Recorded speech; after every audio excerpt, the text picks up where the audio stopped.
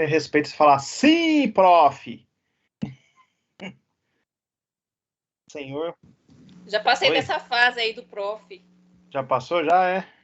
Já faz tempo. Oxe, tem umas marmanjas me chamando de prof tempo atrás aí, eu gostei. Eu gostei do nome, prof.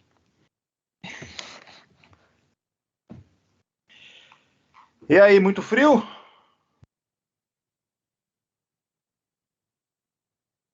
Tá demais. Ah? Não, hoje eu tô em casa. Mas eu acho que eu vou permanecer em casa. Vou mandar aqui adesão à greve sanitária que o sindicato tá mandando fazer aí, para não os professores não retornar no presencial. Já tô com o documento pronto, só falta enviar. Só que eu não quero enviar sozinho, todo mundo ir pro presencial, eu me queimo, né? Tem que ver a adesão da galera. Aproveita que a galera vai mandar o comunicado lá para ser remoto as aulas, aí você já manda aí para não ter que ir. E eu tava até comentando com o Kleber. Os Vocês vão alunos. mandar pro remoto? Vocês vão Eu vou ficar permanecer no remoto? eu vou ficar no remoto. Não, mas tipo, vamos pensar na sala em si, porque não adianta nada. Tipo, se um for para a ETEC, vai ter aula para esse um e os outros vão ficar na tom. Tem que juntar e ou vai todo. Não vai ninguém, entendeu? Eu acho que a sala tá meio dividida aí no remoto e no presencial. E eu acho assim que se no caso de matérias, que no dia que tiver atividade que a gente tenha que manusear o equipamento, aí tudo bem, né? Você tem que se expor, ir lá, tá com o pessoal. Mas fora isso. Mas lá não tem equipamento.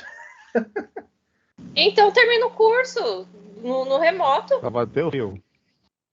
Oi? Só vai Lá ter o frio. Eu tô desempregada, não tem como eu ficar se locomovendo assim, não, até arrumar um emprego. É questão nem questão do frio, é questão assim, tipo, é um retorno desnecessário, entendeu? Porque, assim, ou retorna todo mundo, ou não retorna ninguém, porque esse sistema não funciona dessa forma. Ele não é um sistema. Ele é um sistema que foi preparado, tem que ter dois professores. Um professor atende quem está remoto, o outro professor atende quem está presencial. Aí, beleza. Agora, um professor para fazer os dois, alguém vai ficar na mão. Compreende?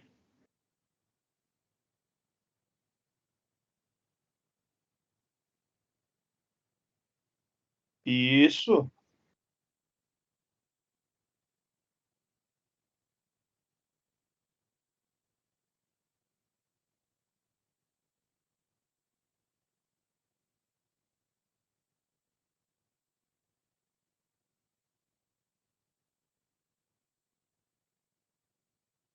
É, ser da mesma forma que a gente está aqui, né? Ser da mesma forma que a gente está aqui.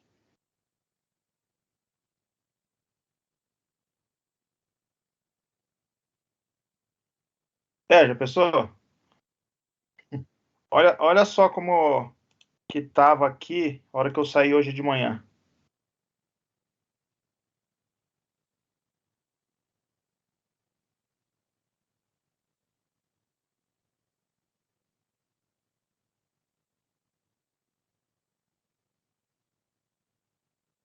Como ficou meu carro? Aonde você mora? Moro em Santana de Parnaíba. Ah, meu vizinho. Vocês moram aqui também, é? Sim, eu moro no Parque Fernão Dias. Oxi, então é meu vizinho. Eu moro aqui no Terraço dos Bandeirantes. Ai, do lado. Eita. Aí, ó o vizinho aí, ó. Desse carro aí tinha uns 5 lá na Lafarge desse jeito. E não quebrou o meu para-brisa, meu? O limpador do para-brisa quebrou o bagulho? Eu não sa... No primeira geada de quarto, foi de quinta, né? Quarta pra quinta. O besta aqui foi acionar o negócio. Nossa, a hora que acionou o bagulho travou.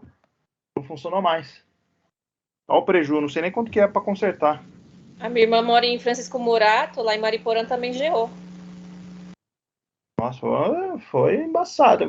Do meu apartamento até o carro, dá uns 100 metros caminhando assim no relento. Minhas mãos congelou, né?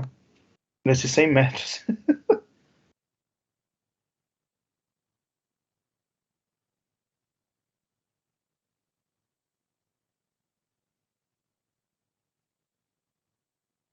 No centro de Covid ali? Tu volta a trabalhar ali na Lafarge. A ver o frio que tá fazendo ali. Ah, ali é gelado, hein? Nada, hoje só fiquei com 3 blusas, 2 calças, touca, luva. Com Embaçado. direito a Fora tremer ainda, né, Fernando? isso, fora que foi só que esquentar lá para as 2 horas da tarde. O negócio é tenso. Já foi. O carro desse tipo aí que tava aí cheio de gelo, tinha uns 5 lá. O meu, Só pra você por ter o ideia, gelo. foi 15 minutos com o ar quente ligado no máximo para poder descongelar o vidro e o carro Mas, ficar quentinho também, né? mas mesmo assim, quando eu cheguei lá, eu fiquei contente, ainda que tava aquele pouco de frio. Porque quem passou frio foi o rapaz da noite. Ah, imagino. Aquele passou frio. É um frio danado. Tá Deixa eu fogo ali. perguntar uma coisa. Aqui, a Marlene até falou: o ideal seria todos permanecendo remoto, até que seja obrigatório. Aí quando for obrigatório, aí é outra coisa, né? Que seja obrigatório. Eu, Vocês Também tenho o mesmo receberam. pensamento.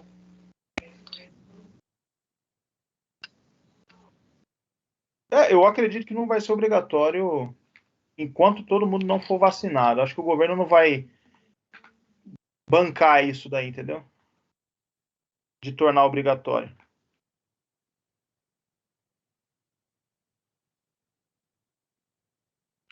Vocês receberam um manifesto que a Elisete mandou falando se você vai fazer o presencial ou o remoto?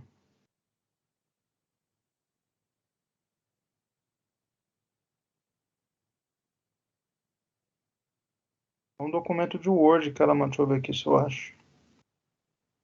Manda aqui. É o termo de. É um terminho.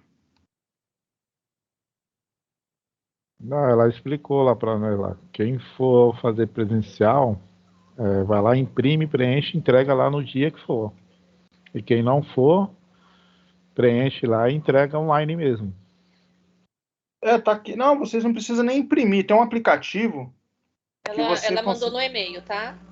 que você consegue assinar digitalmente. É esse documento aqui, ó. Ela mandou no e-mail. Ela mandou no e-mail, né? Você coloca o tal, papapá, aí você declara que se retornará ou se não retornará. Assina e já era. Não precisa imprimir, só assinar e mandar. Aí tem um aplicativo bem legal que você salva esse arquivo em PDF. Aí depois você abre o aplicativo se chama Signify. Aí você abre o PDF lá, aí você faz a sua assinatura na tela do celular e depois você salva e pega essa assinatura e coloca no campo aqui. Aí tá assinado. Meus documentos eu assino tudo assim, digital para poder mandar, para não ter que imprimir, depois escanear. Não, o problema aí tem que ver a maioria, né? Se 2 ou 3 ou 4 decidir ir, aí fica complicado. Não, mas assim, mesmo que for a maioria, né? Aqui tá em PDF, né? Vocês vão conseguir fazer no. Eu vou mandar Ela mandou em Word.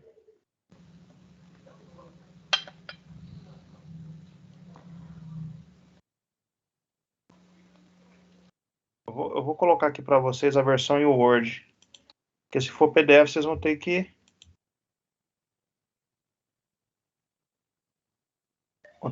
Vão ter que imprimir. No caso dos alunos não, a princípio não indo remotamente, os professores vão ser obrigados a ir para a escola, professor?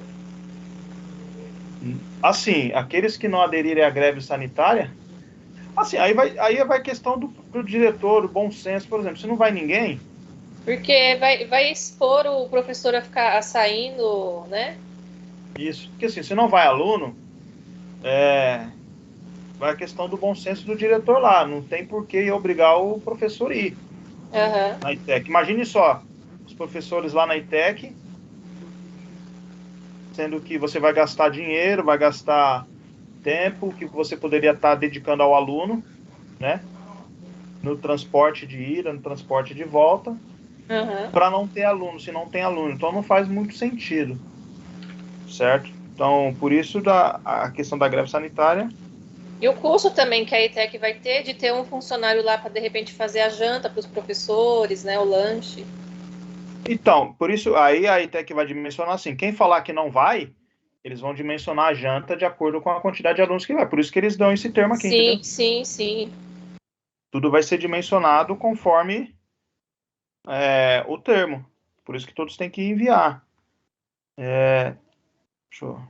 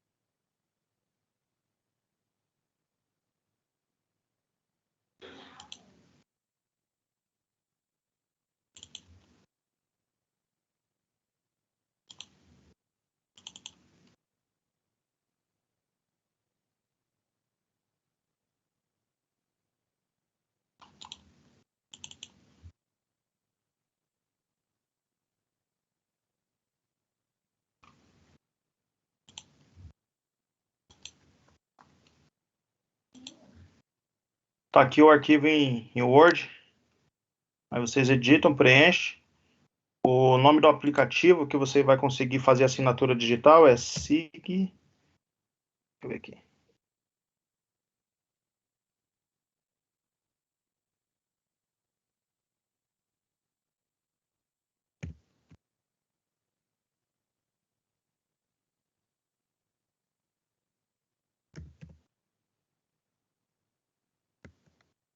Signify. Aplicativo bom. Aí, quando preencher, salve em PDF ele. Aí, uma vez instalado o aplicativo, você abre o aplicativo e carrega o seu PDF dentro do aplicativo. Aí ele vai abrir o campozinho para você fazer sua assinatura, igual aqueles que você faz lá quando vai fazer cartão de crédito, né? Um rabisco. E ele vai ficar que movimenta e você vai e coloca lá no campo de assinatura e já era. Qual aplicativo, professor? Tá aqui o nome aqui, ó, no chat. Debaixo do termo. Ok, obrigado. Professor, Fala, Daiane. boa noite, tudo bem? O documento está como acesso negado para mim. É só para mim ou todo mundo? Ele Também não aparece consegui baixar, não. acesso negado. Você não tem permissão para. Talvez seja alguma coisa do documento, professor. Não sei se tem uma autorização. Não estou conseguindo baixar. Tá conseguindo baixar ele? Não, ele dá como acesso negado, como se você tivesse bloqueado. Tá, eu vou mandar ele aqui no WhatsApp. Pra ver se eu acho aqui. Melhor. Ô, Lilson, manda um oi aí pra mim. Até eu achar o seu.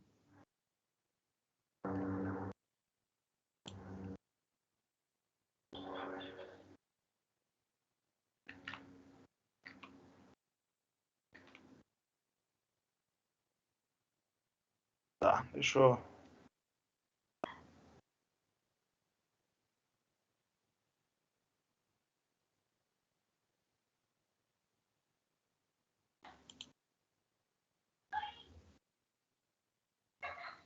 Pronto, eu mandei pro Lilson aí, ele vai mandar para vocês e ver se vocês conseguem baixar agora. Mandei no WhatsApp. Então, vamos lá ao que interessa, né?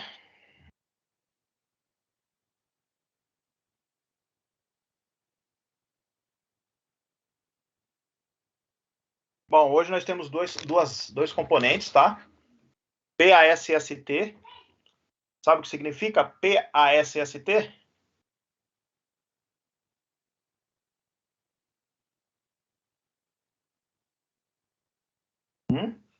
alguma ideia? Programa de Prevenção de Saúde e Segurança do Trabalho. Então, é programas. Quase isso. Programas aplicados em saúde e segurança do trabalho. Muito bom. É isso aí. Programas aplicados em saúde e segurança do trabalho. Então, assim, na segurança do trabalho existem vários programas, tá?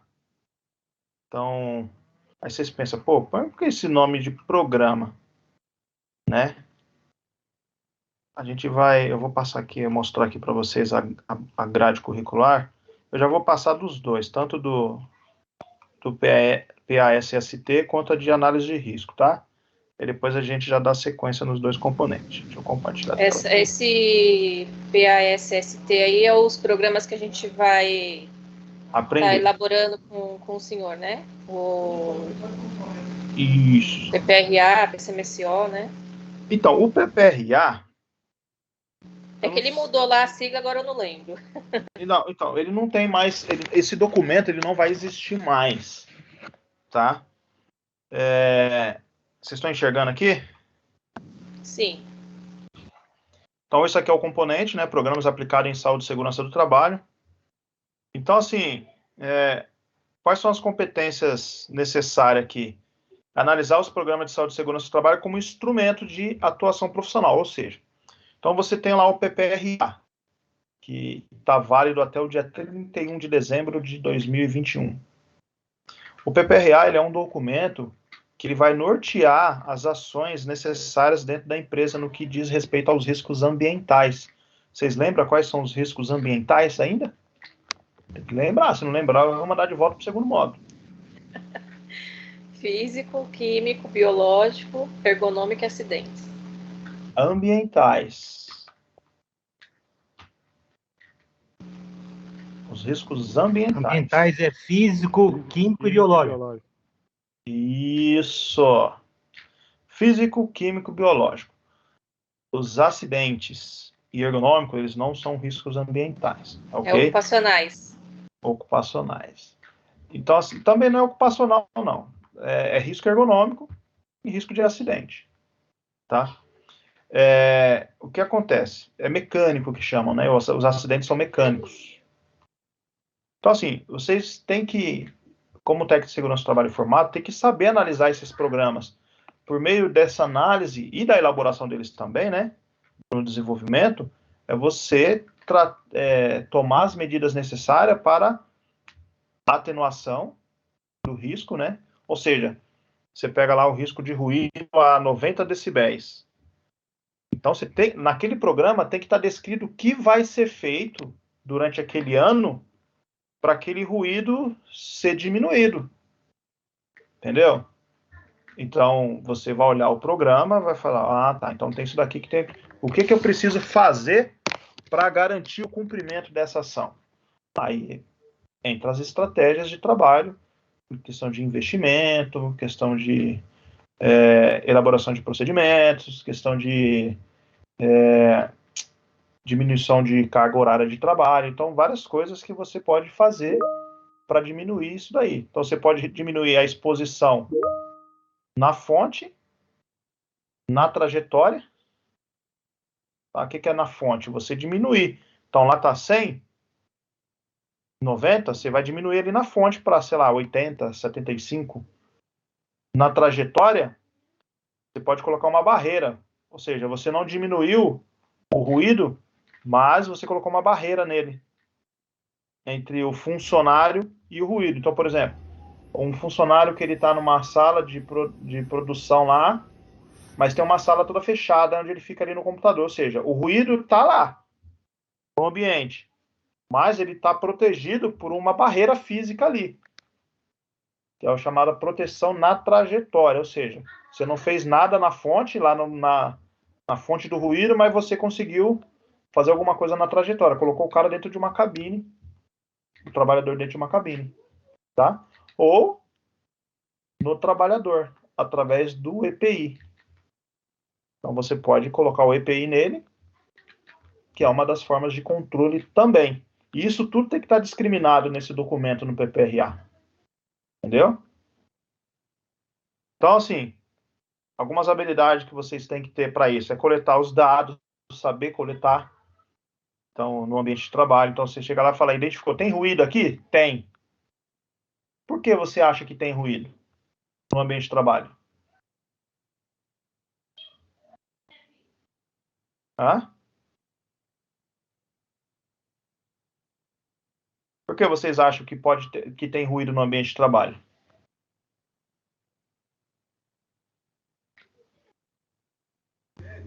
Se tem máquina ligada, tem ruído. A partir do momento que você está ouvindo qualquer barulho, é ruído. Certo? Sim, você está ouvindo. Então, você chega lá, por exemplo, um telemarketing. Tem máquinas lá? Não. Tem uns computadores e pessoas falando, um monte de pessoas falando ao mesmo tempo. Aí quando eles ligam o áudio lá, fica aquela barulheira danada no fundo do telefone, né? Mas assim, você sabe que naquele ambiente tem ruído, por quê? Porque você está ouvindo barulho ali. Não está um ambiente totalmente silencioso. Você está ouvindo, você está ouvindo aquilo ali. Agora a questão é, o quanto tem de ruído nesse ambiente? Você consegue sentir pela audição o nível de ruído? Hã? Consegue? Tem alguém que tem essa capacidade aí? Chega no ambiente assim e fala, pô, aqui tá um 75, hein? Pode cravar. Dá pra fazer isso?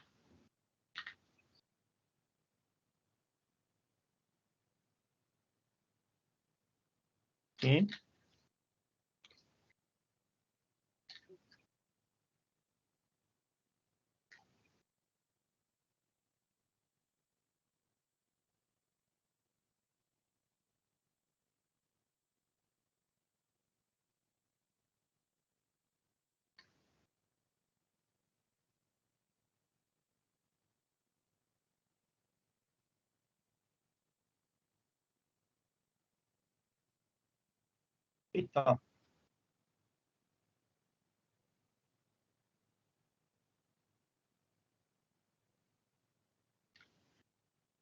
Então, mas para isso, você precisa, para saber disso, a quantidade de dB, você precisa de equipamentos de avaliação, de medição. Porque esses equipamentos que ele vai te dar a quantidade de ruído que tem naquele ambiente. Então, existe dois tipos de equipamento. Existe o dosímetro e existe o decibelímetro. Vocês sabem a diferença entre os dois?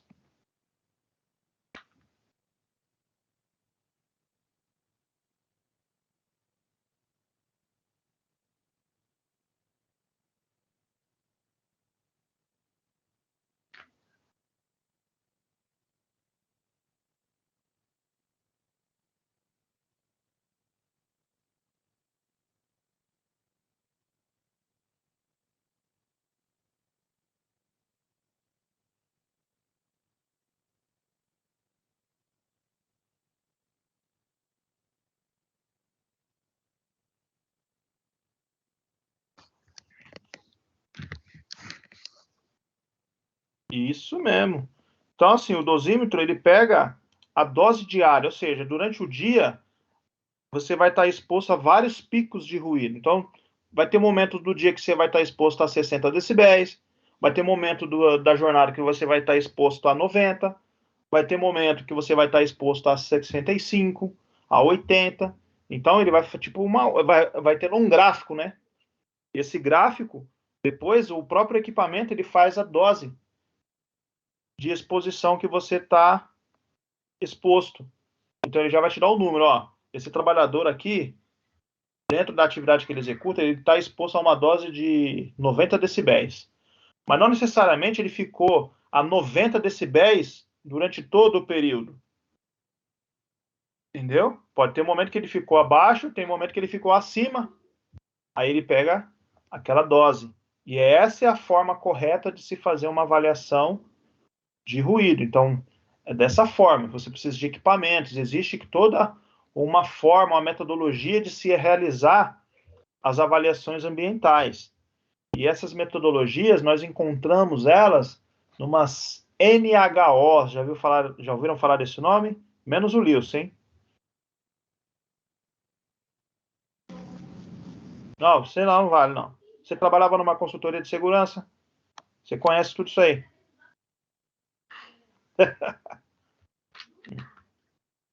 Já ouviram falar nesse nome? NHO? NHO a gente pegou um pouco no semestre passado com o professor Eduardo, né? Eu tenho uma pergunta, pode ser até que seja uma pergunta meia boba, né? Mas é que eu não sei. A medida de nível, no caso do ruído, sempre vai ser em decibéis? Decibéis. No caso do ruído, sim. Tá? Então, as NHOs são umas normas de higiene ocupacional. Elas foram criadas pela Fundacentro. Já ouviram falar o nome da Fundacentro? Sim. Fundação Jorge do Prá Figueiredo, uma coisa assim. Ela é um braço do Ministério, agora novo Ministério do Trabalho, né? Que foi reaberto. Então, ela é um braço do Ministério do Trabalho que cuida exclusivamente das questões de saúde e segurança do trabalho no país. Então, a Fundacentro é uma fundação, né, que faz análises de verificação de CA e EPIs. Então, eles fazem toda a validação de EPI no país aqui, é a Fundacentro que faz essa validação. Então, abriu uma empresa, cria um EPI novo. Então, você tem que criar um CA para esse EPI e a Fundacentro ela vai validar ou não, de acordo com os testes que eles, né, vão fazer com os EPIs. Alguns testes eles terceirizam, né, para o Inmetro fazer, e outros testes eles mesmos fazem lá, na Fundacentro. Uma vez os testes sendo de acordo com as especificações do EPI, conforme foi fabricado, o CA é emitido, aprovado e liberado para venda. Então, aí essa Fundacentro, ela criou essas NHOs, que são normas, né, que definem parâmetros, ou seja, eu vou medir ruído. Como que eu devo fazer para medir o ruído? Para que essa medição ela esteja em conformidade com as normas vigentes no país. Eu vou medir calor. Como que eu devo fazer para fazer as medições de calor conforme a NHO? Então, eu vou medir vibração. Como que devem ser os parâmetros? Como que eu devo calibrar o equipamento? Então, a NHO é um manual de instrução que a gente tem. Então, tem dúvida? Vai na NHO, de acordo com aquele tipo de medição que você vai fazer. Você vai fazer ruído, NHO 01. Vai fazer calor, NHO 03. Né? Vai fazer vibração, se não me engano, é NHO 9. Não, 9 não. Acho que é a 5. Depois eu vou... Vocês receberam as NHOs do professor no semestre passado? Não. Eu tô vendo aqui no meu celular um aplicativo que o pessoal estava comentando essa semana que a gente iniciou as aulas, do NR, e tem as NRs, tem esse NHO, tem outras coisas também, bem interessante. Tem NHO? Se tiver, ótimo, compartilha com a turma para que eles baixem. A gente, acho que foi na quarta-feira, o Fernando acho que mandou o link para poder baixar, eu já baixei, eu tô olhando aqui, conforme o senhor tá falando, eu tô olhando aqui no meu celular. Isso. E assim, esse documento é a Bíblia do Técnico de Segurança do Trabalho. Então, por isso que, assim, geralmente o pessoal que trabalha em consultoria de segurança tem isso daí na ponta da língua, assim, ó, tudo decorado, porque é o que eles fazem no dia a dia. eu nunca trabalhei em consultoria, assim, tipo de segurança do trabalho, para ficar fazendo um monte de documentos, fazendo um monte de medição. Eu acompanhei a contratação de consultoria para fazer os documentos, as medições na empresa que eu trabalhava. Então, assim, porque quando você faz o próprio documento, ele fica numa ação trabalhista ou algo assim, o juiz ele pode invalidar aquele documento por considerar que ele foi elaborado de forma tendenciosa, né? O que significa isso? Para poder beneficiar a empresa, tá? Então, é recomendado que, se você trabalhar lá como técnico de segurança dentro de uma empresa, vai elaborar o PPRA, você pode até fazer o documento base, isso não tem problema. Mas as avaliações ambientais é interessante que você terceirize, porque dá querendo ou não, dá uma forma de isenção ali. Ou seja, você contratou uma empresa de fora que foi lá dar credibilidade, ou seja, torna a empresa isenta ali. Fala, ó, não, eu contratei uma empresa para vir fazer as avaliações. Então, você joga a responsabilidade para quem fez.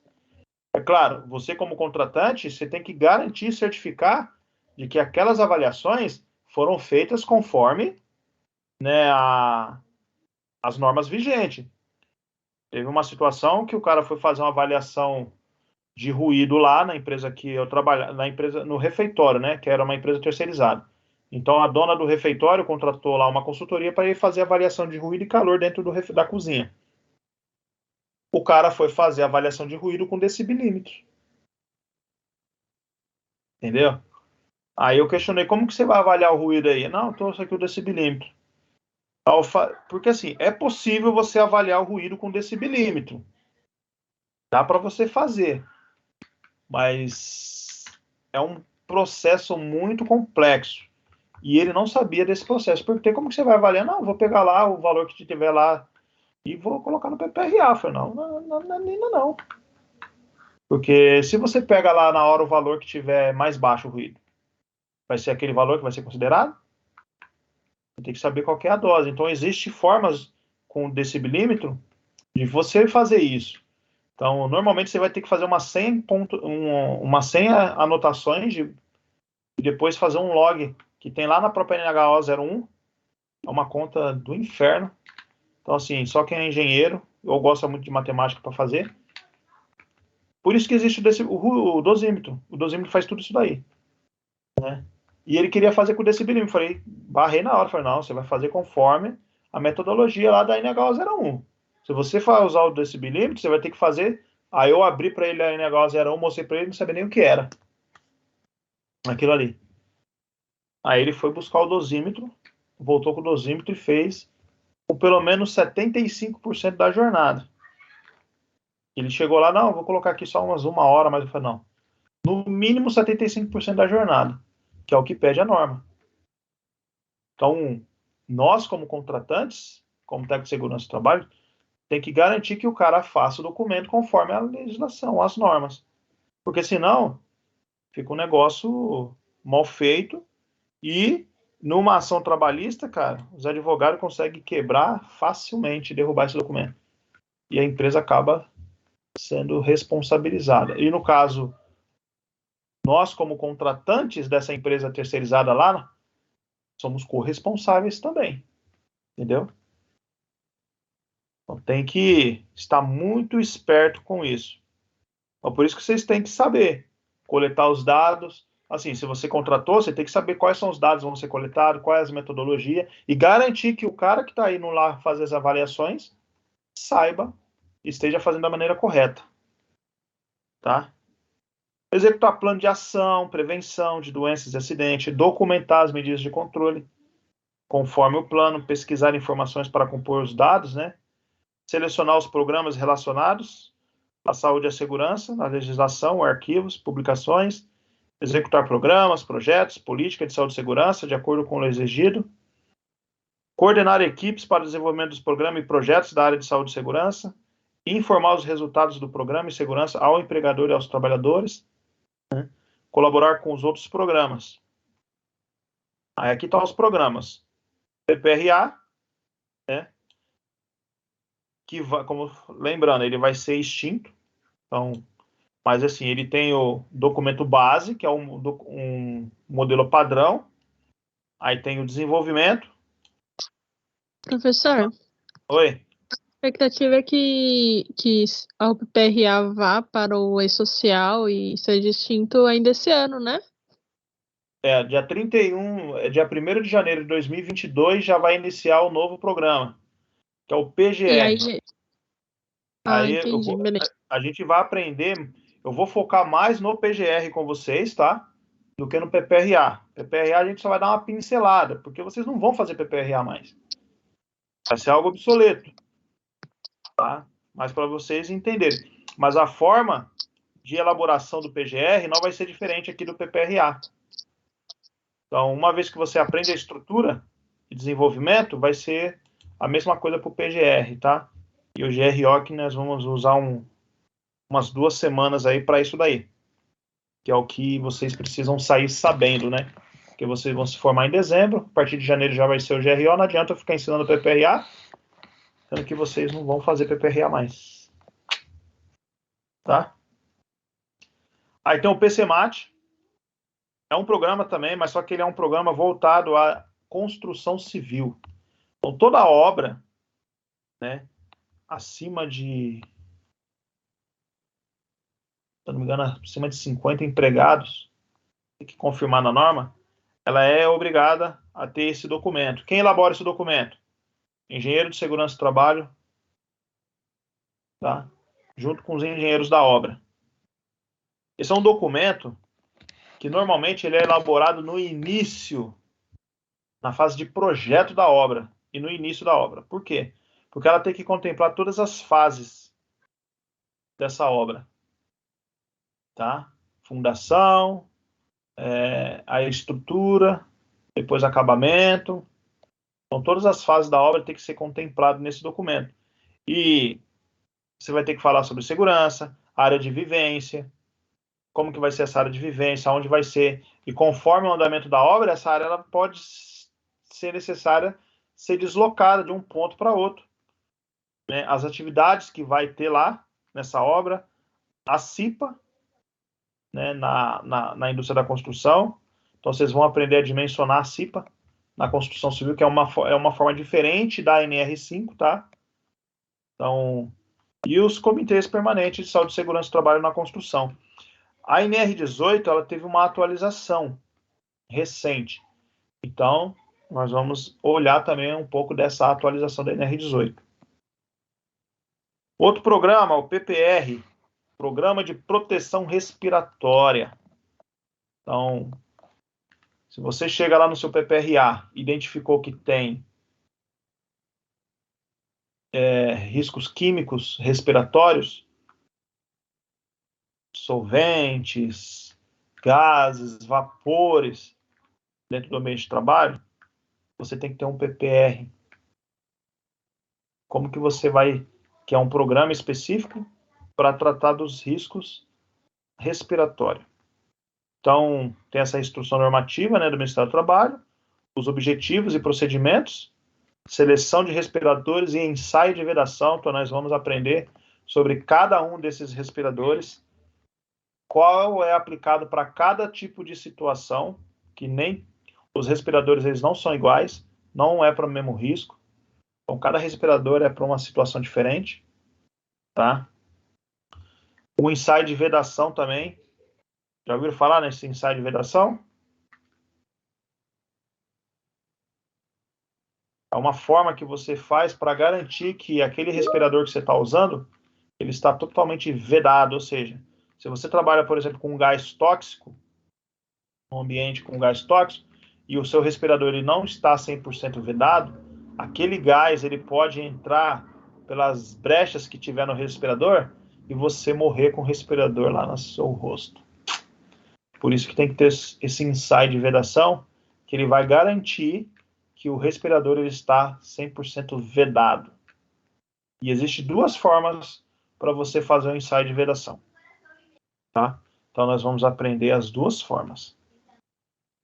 Treinamento, distribuição, limpeza, manutenção desses equipamentos Então não é só chegar lá e dar um respirador pro cara, usa aí. Ele tem que entender para que serve aquele respirador, quando ele precisa trocar o filtro daquele respirador, qual é o tipo de filtro de acordo com o tipo de risco de agente no ambiente de trabalho. Então, essa questão de proteção respiratória é uma responsabilidade muito grande. E o cara não pode errar, porque se ele errar, ele pode matar o trabalhador no ambiente de trabalho utilizando um EPI. Tá? E o monitoramento do uso, né? Aí tem o programa de conservação auditiva, que é para aquelas situações onde tem-se o risco de ruído. Então, você tem que elaborar esse documento. Aí, normalmente, ele é elaborado em conjunto com o fonoaudiólogo, tá? Onde você pode fazer o mapeamento da audição dos seus funcionários dentro da empresa. Então, ele entrou, fez audiometria. Após 6 meses, ele fez outra, e depois anual. Aí você consegue fazer um mapeamento para saber se ele está ou não tendo perda auditiva dentro do ambiente de trabalho. E se estiver tendo perda auditiva, aonde é aquela situação e o que pode ser feito para que esse ruído ou essa perda possa ser estancada ali. A audição, uma vez perdida, não recupera. Tá? Perdeu 30% da audição. Já era. Você vai ficar só com 70% pelo resto da sua vida. Certo? PST, Programa de Segurança no Trânsito, também é muito importante. Normalmente, quem tem esse tipo de programa são empresas que possuem frotas de caminhão, de carro, de moto. Então, é um tipo de... Teve um grupo aí que fez um treinamento de direção defensiva, né? Acho que foi o grupo do Wilson, né? Da Raquel. Sim. Então, esse curso ele faz parte desse programa de segurança no trânsito. Tá? Programa de Prevenção Rural, NR31. Vamos aprender um pouco também. Apesar de não estarmos numa região onde tem muita área rural, mas é importante saber. Eu fiz meu curso técnico, mas eu fiz estágio numa usina sucroalcooleira. Então, NR31 na veia lá. Então lá tem o CESTR, que é o SESMIT do trabalho rural. Tem a CIPA-TR, que é a CIPA do trabalho rural. Tem a Campanha Nacional de Prevenção de Acidentes no Trabalho Rural. Aí tem a questão de agrotóxicos, ferramentas manuais, máquinas, equipamentos, silos, transporte de cargas, entre outras coisas, tá? NR36, que é o Programa de Prevenção de Acidentes, Programa de Avaliação e Controle e Monitoramento de Riscos nas Atividades de Processamentos de Carne e Derivados, que é um outro programa que tem na NR36. E Programa de Prevenção nas Atividades de Turismo, Lazer, tá? E a nova NR37, Programa de Segurança e Saúde nas plataformas de petróleo. Como a gente não trabalha em plataforma de petróleo e estamos muito longe disso, né? Aqui a gente não vai entrar muito a fundo, porque não faz parte da nossa realidade. Mas é importante ter um conhecimento inicial sobre esses programas, tá? Mas não é algo que a gente vai focar muito. O que a gente vai focar bastante aqui? PST, PCA, PPR, PCMAT, PPRI e o GRO, né? Que são assim, vocês têm que sair sabendo isso, tá? Trabalho rural e esse NR37. A 36 é importante porque, assim, é uma indústria, né? Então, isso serve tanto para um mercado grande, tem que seguir as normas da NR36, tá? Porque, assim, é na abate e processamento. Então, grandes cozinhas também, dependendo porque você está processando ali. Então, faz muito parte da nossa realidade. Dúvidas até aqui? Então é bastante coisa, né? Para trabalhar. Esse semestre vai ter bastante trabalho para fazer, hein? Ó, aqui, ó. 1, 2, A gente vai ter que elaborar cada programa desse, né? 3, 4, 5. Macro, né? Aí, dentro da NR18 aqui, vai ter uma atividade sobre CIPA. Aqui vocês não vão elaborar um PCMAT porque não faz parte do técnico de segurança do trabalho isso, tá? Ele não elabora PCMAT. Entendeu? Mas nós vamos trabalhar com CIPA, as atividades. Agora aqui, vamos elaborar o programa. Esse aqui, o GRO, né, na verdade, o programa que nós vamos elaborar não vai ser o PPRA, mas vai ser o PGR. Tá?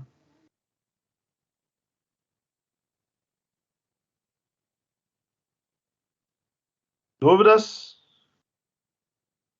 Vanessa, tem dúvida? Você colocou sim?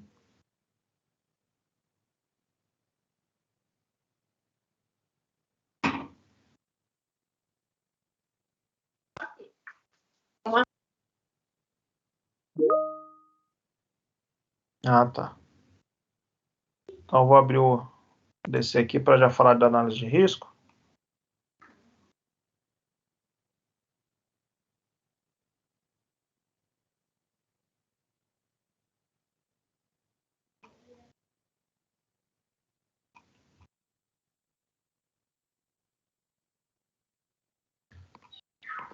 Esses dois componentes, análise de risco e PASST, são muito correlacionados, tá?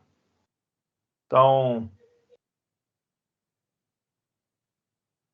porque assim, uma vez que você identifica uma situação perigosa, você vai fazer uma avaliação daquilo, tá? Vai fazer uma análise para saber se aquela situação tem um risco potencial de trazer um dano tanto à saúde do trabalhador quanto à sua integridade física.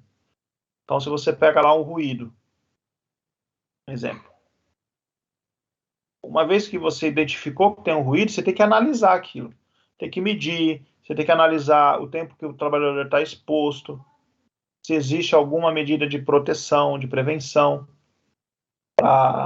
uma barreira física. Então você vai fazer uma análise para chegar numa conclusão. Ó, existe o ruído ali naquele local, porém, a probabilidade do trabalhador ser afetado por aquele ruído, ela é pequena. Porque existem algumas barreiras, ele fica dentro de uma sala fechada. Entendeu? O ambiente lá, na fonte do ruído, ele está enclausurado com uma chapa de ferro. Querendo ou não, você mantém aquele ruído bem isolado ali. Então, aí você chega numa conclusão, através de algumas avaliações, que aquele ruído ele não vai trazer nenhum dano ao trabalhador, porque ele ficou abaixo dos limites de tolerância. Então, isso é uma análise que você está fazendo. E você vai determinar se não vai ter nenhum dano ao trabalhador, então você não vai ter uma ação para aquela situação. Agora, quando você chega à conclusão que aquele ruído é alto e não tem uma proteção específica, então aí você tem que tomar uma ação de acordo com o nível de risco. Ele é pequeno, ele é baixo, ele é médio, ele é alto, ele é tolerável, ele é moderado, ele é substancial ou ele é intolerável? Moderado significa que é baixa a probabilidade de acontecer, né? Se é intolerável, significa que a probabilidade é alta e se acontecer, a consequência pode ser uma fatalidade, pode ser, por exemplo, um rompimento de tímpano, no caso de ruído, né? E aí, a situação é gravíssima, você não pode deixar o trabalhador exposto, você tem que tomar uma ação imediata para aquilo ali. Por isso que eles falam de grave risco iminente, né? Então, você chega lá e vê um trabalhador exposto à altura, sem os equipamentos de proteção adequado, aquele ali é um risco grave iminente, ou seja, a probabilidade daquele trabalhador cair de lá é muito alta, e se ele cair, a probabilidade dele morrer é alta também. Você tem que tomar uma ação imediata, parar aquela atividade na hora, você não pode esperar, não, deixa ele terminar, aí depois a gente vê o que faz. tá? Então, a gente vai aprender aí o conceito de perigo e risco. São duas coisas distintas, tá? Porém, que muitos profissionais da área de segurança confundem, né? Então, o perigo é aquela condição que ter o potencial, né, de trazer algum dano ao trabalhador. E o risco, ele está muito ligado à probabilidade da ocorrência de um fato. Então, vamos pensar assim. Um leão. O leão, ele é perigoso? Ah? O que vocês acham? O Everton, o leão é perigoso?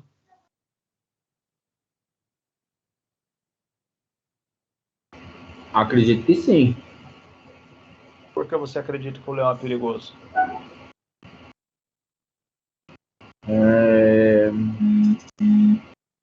Sei lá. Hã? O O leão rei morde? da selva Ele morde? é feroz, por isso. Agora, vamos imaginar aqui o leão dentro de uma jaula. Ele é perigoso? Acredito que sim. Hã? Sim.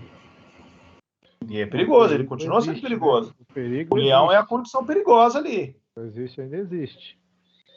Não, ele é o perigoso, ele é perigoso. Não esquece risco agora ainda. Então, Mas o leão é perigo a ele condição existe. perigosa. Aí vamos pensar no risco. Então, o que o leão pode causar numa pessoa? Qual que é a condição? O que o leão pode causar numa pessoa? A exposição ao leão ali pode acontecer o quê? Medo Medo? vai destruir ele, a pessoa. Ele vai pegar aquela pessoa, certo? Ele vai matar, ele vai comer, ele pode dar uma patada também, pode arranhar, pode machucar, pode acontecer várias coisas, certo? Então, Sim. esse é o potencial, ou seja, o leão é um perigo com o potencial de trazer algum dano àquela pessoa, tá? Então, o leão fora da jaula e você ali perto dele, qual é a probabilidade dele te pegar?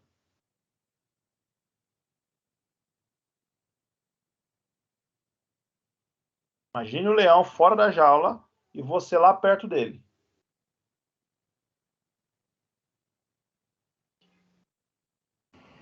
Cortou, professor, não entendi 100%, direito. Imagine o Coloca leão 100%. fora da jaula e você perto dele. A probabilidade é total, né? Muito grande, né? E se ele te Sim. pegar, a consequência disso vai ser catastrófica, certo? Com certeza. Então, nessa condição, você presume que o risco dele pegar você é pequeno, médio ou grande? Grande. Deve ser muito enorme, né? Um leão solto, matar uma pessoa em segundos. Uma patada rasga uma pessoa. Então, por que é grande o risco? Primeiro, ele está fora da jaula. Então, essa é a condição. Segundo, você está perto do leão, sem nenhuma barreira física, nenhuma proteção. Então, a junção dessas duas coisas não vai dar muito boa, né? Com certeza não. Com certeza não. Agora, vamos pensar no outro cenário. O leão, que continua sendo perigoso, certo? Mas só que o leão está dentro de uma jaula, trancado, certo? Ele está lá no cantinho dele e você está a 5 metros de distância dessa jaula.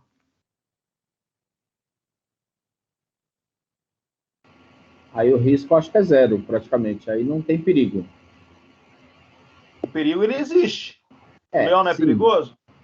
Sim, mas se ele está Mas o preso, eu risco- acredito que não vai fazer nada. Então, aí o risco do leão pegar você é pequeno, médio ou grande? Pequeno. Pequeno, não existe risco zero, tá? Para nada. Sim. Esse risco zero na segurança do trabalho não existe. Ele é pequeno, ele é médio, é grande, ou ele é substancial, ele é tolerável, mas risco zero não existe. Você não tem como cravar nada na segurança. Esse leão não vai escapar dessa jaula. Como que você pode cravar isso? Não tem como. Tá? Ok, professor. Então, conseguiram? Deu para dar uma entendida na questão de perigo e risco? O risco está muito ligado à probabilidade de acontecer?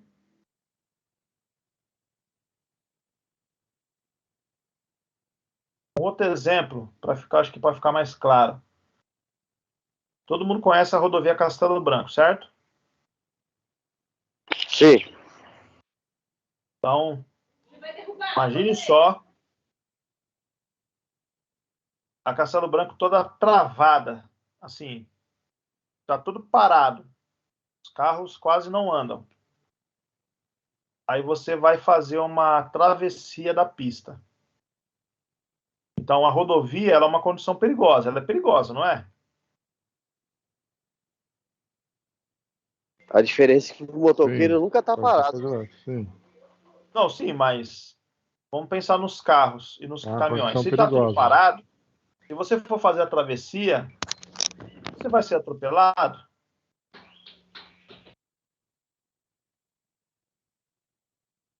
Ah? Não.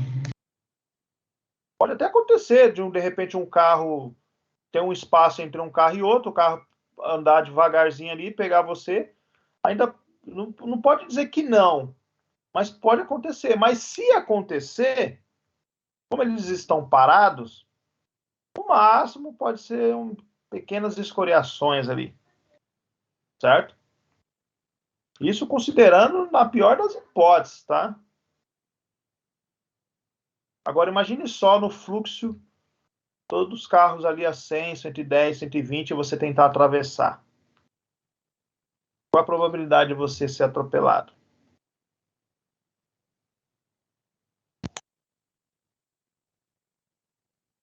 Hein, Bruno? Risco é alto. É alto. E se você for atropelado com um carro a 120 por hora, ou 100 por hora, o que acontece com você? Pode morrer, quebrar costela. Pode não, você vai morrer. Não pode não, você vai. Então, entenderam a diferença? O risco ele sobe, que a exposição é maior. Aí também você pode usar a questão do tempo de exposição. Por exemplo, o motoqueiro que pilota a moto 1 hora por dia e o motoqueiro que pilota a moto 8 horas por dia. Quem está mais exposto ao risco? O que pilota 1 hora ou o que pilota 8 horas? O que pilota, bem dizer, é 8 horas, mas o que está mais de risco é o que pilota 1 hora, que ele é menos experiente. Não necessariamente, ele só pilota 1 hora por dia, porque ele está lá menos tempo na condição de risco do perigo ali. Ele só está 1 hora, o outro está 8. Então, olha só, 8 vezes mais exposto a uma situação perigosa. Então, isso significa o quê? Que você tem mais probabilidade de ter um acidente. A experiência não significa isso, muita coisa. Porque você tem mais exposição. Pode ser que o de 1 hora sofra acidente? Pode ser. Mas a probabilidade maior de acontecer com o de 8, isso é fato. Ele está mais exposto. Quem é mais provável cair de um avião? O piloto do avião ou a gente que viaja uma vez por ano? E olha lá.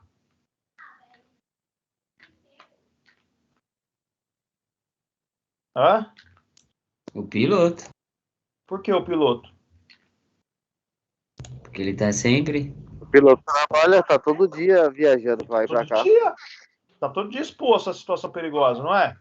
Então a probabilidade dele cair é muito maior do que a minha, que voa uma vez por ano. Entenderam? A jogada? e no ambiente de trabalho não é diferente. Quem está mais exposto, a probabilidade de acontecer um acidente é maior do que quem está menos exposto. Tranquilo? Fácil, né? Tranquilo. Aí, algumas coisas que vocês vão aprender. Teoria e análise de risco, conceito. Vamos trabalhar frequência e gravidade, probabilidade e possibilidade. As inspeções de segurança, quais são os objetivos, os tipos de inspeções, tá? Vamos estar trabalhando também um pouco sobre gestão de risco, né, e técnicas para o processo da avaliação de risco e prevenção e controle de perdas, avaliação de risco em atividades perigosas. Vamos falar um pouco sobre transporte de produtos químicos, silos, alta tensão e entre outros. Aí existem aqui algumas técnicas de análise de risco. Análise de segurança do trabalho, análise preliminar de risco, observação planejada do trabalho. Ó, essas três aqui é tudo a mesma coisa, tá? Só muda o nome. Tudo a mesma coisa. Não sei porque coloca nomes diferentes. Aí essa aqui já é legal, RASOP. Já ouviram falar dessa? Hã? Eu não. É uma técnica bem interessante. Que ela é uma técnica multidisciplinar, ou seja, ela é feita por mais de uma pessoa e ela é utilizada para verificar os possíveis problemas que podem acontecer dentro de uma empresa. Tá? Ela é muito ligada à produção. Então, vamos pensar assim, uma empresa está sendo construída, uma fábrica, uma indústria. Por meio dessa técnica, você consegue determinar as possíveis falhas que pode acontecer no processo. E uma vez que você já determina essas possíveis falhas, você já tem a medida de controle preparada para essa falha, mesmo que ela não aconteceu.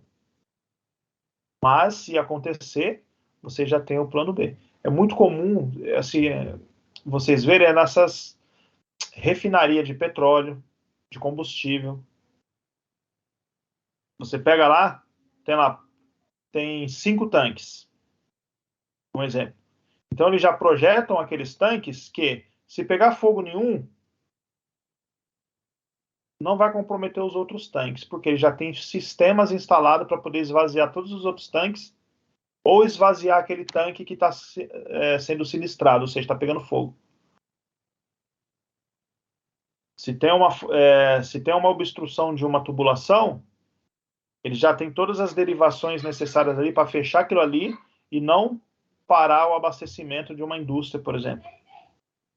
E isso tudo, esse estudo do RASOP, que você consegue determinar essas possíveis falhas dentro de um processo.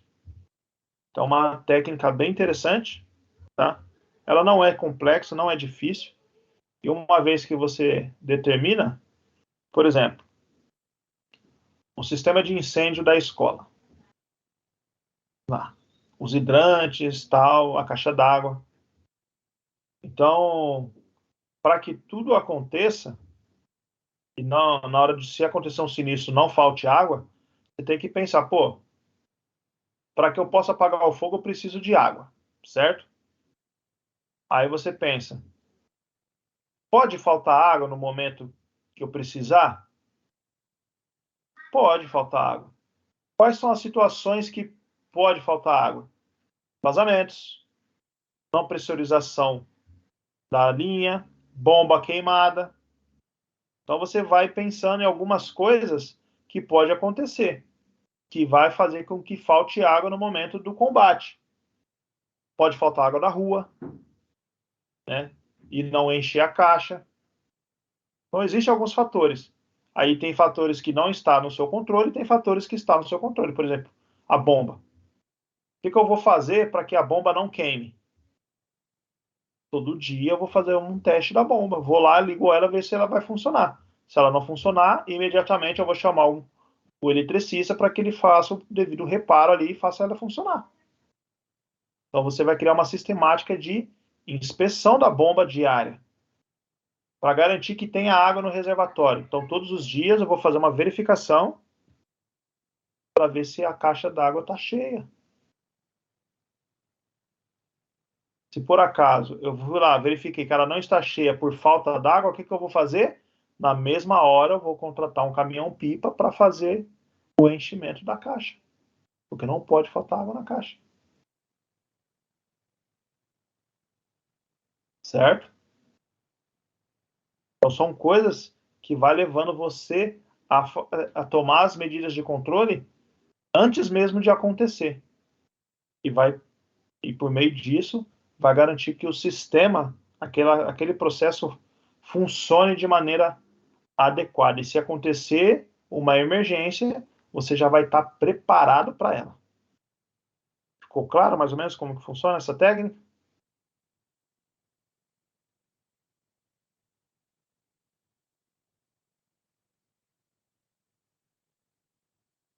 Tem essa metodologia de árvore de causa.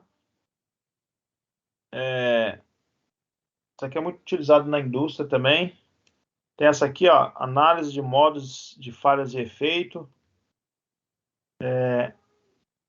Imagine, quem tem carro aí, essa é uma das técnicas utilizadas pela indústria automobilística. Por exemplo, eu tenho um carro aí, tem a borracha da porta, certo? E faz lá o amortecimento para fechar a porta. Aquelas borrachinhas. Aquela borrachinha, eles fazem os testes com aquela borrachinha para saber quantas batidas de porta ela vai suportar. Então, eles ficam lá, batendo, ela aguentou 500 batidas. Então, por meio disso, eles conseguem prever o tempo de vida útil daquela borracha, considerando uma situação média aí de uso de um veículo. Então, ele pega lá e fala, uma pessoa que usa o carro para ir trabalhar, para se deslocar para o almoço, depois retornar para casa, vamos lá. Uma média aí de 10 batidas entre fechar e abrir a porta. Tem que fechar, né? Porque quando você abre a porta, você não bate. Então, 5 batidas por dia. Então, se ela aguenta 1000 batidas, ele consegue projetar mais ou menos a vida útil dessa borracha. E, em cima disso, ele vai projetar como que deve ser a produção para poder atender a demanda, né, de substituição de borrachinhas. É claro que tem gente que vai gastar mais borracha, porque usa muito o carro, principalmente quem faz aplicativo, né? Toda hora bate a porta. Você pega aí 50 passageiros por dia, vai ser 50 batidas de porta no mínimo, né? Então tem tudo isso daí. Mas tem gente que usa nem 5 vezes por dia. Então eles conseguem fazer uma média aí. E é essa análise que eles fazem, de análise de modo de falha e efeito. Tem outra checklist, que é o padrão, você elaborar um checklist de inspeção, tá? Esse checklist ele pode ser feito para qualquer tipo de inspeção. Permissão de trabalho, que é a liberação de trabalho para atividades perigosas, por exemplo, atividade em altura, atividade com solda, atividade em alta tensão elétrica, né? Não só alta, mas baixa também. E técnicas de incidente crítico, que é a mesma coisa das outras de cima, e diagrama de causa e efeito, que é chamado Ishikawa, né? E outra coisa que é novo, né? Os drones e a internet das coisas na análise de risco. Hoje utilizam muito drone e a internet. Como que isso pode influenciar, né, em melhorias para se fazer análise de risco. Vou ter alguns conteúdos aqui, tá? Lembrando, a gente vai focar em APR, RASOP, ANF, checklist e permissão de trabalho. É o que a gente vai focar. As outras a gente vai dar uma pincelada, tá? E vai ser falado, mas vai ser de uma forma bem sucinta, porque não vai fazer muita, assim, dentro da segurança do trabalho, são técnicas que ela é muito parecida com as outras que nós vamos aprender, tá? Dúvidas?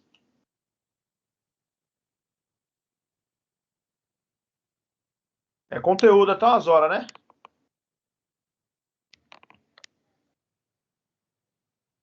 Ah? Bastante, hein, professor? Por enquanto, nenhuma dúvida. Vamos ver no decorrer aí. Conteúdo.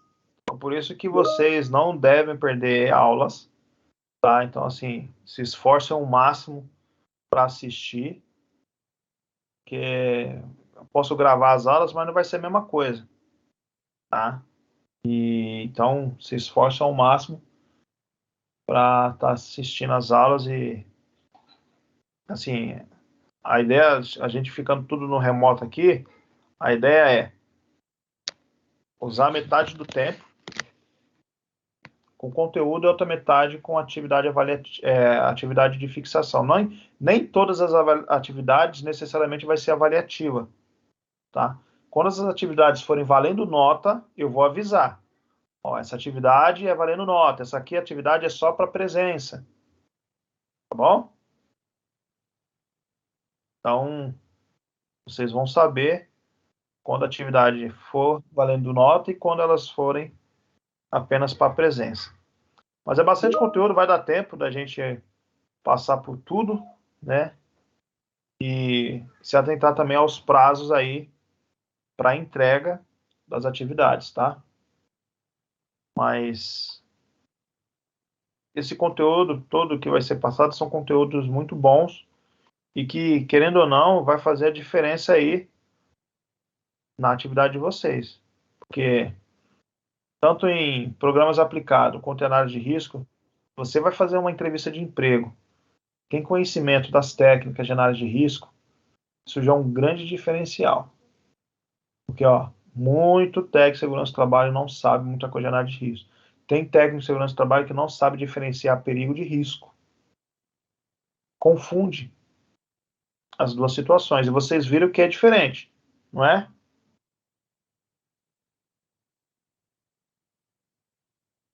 Ah? Vou perguntar para vocês agora a diferença de perigo e risco.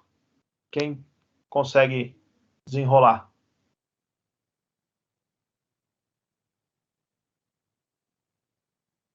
Daiane? Fernando?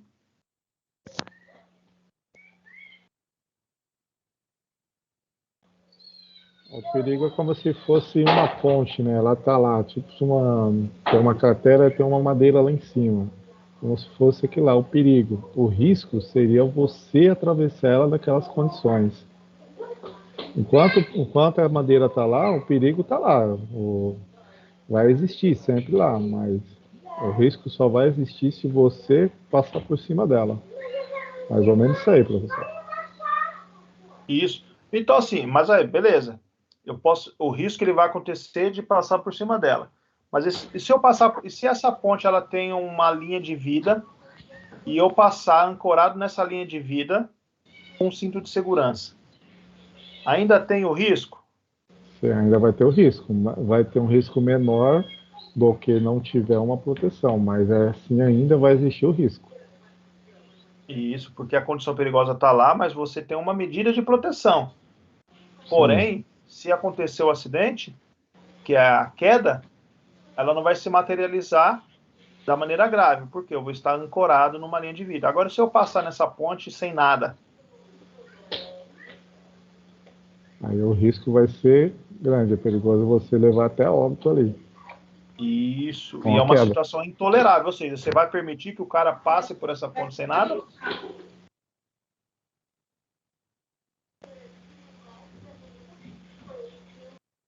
Hã?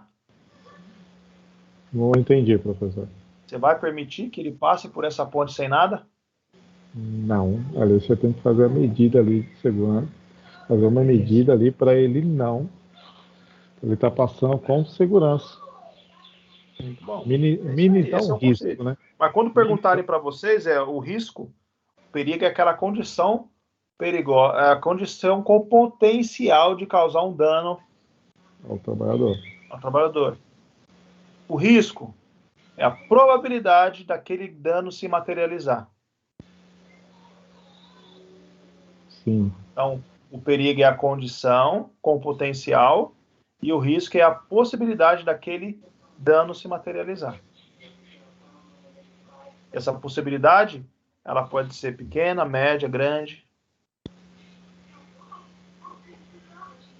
Facinho, né? Sim. Tranquilo. Bom, vamos fazer um intervalo aí. Às 9 horas retornamos pro segundo bloco, tá? Aí eu vou chamar na outra turma, tá bom? De análise de risco. Tudo bem. Até daqui a pouco. Beleza.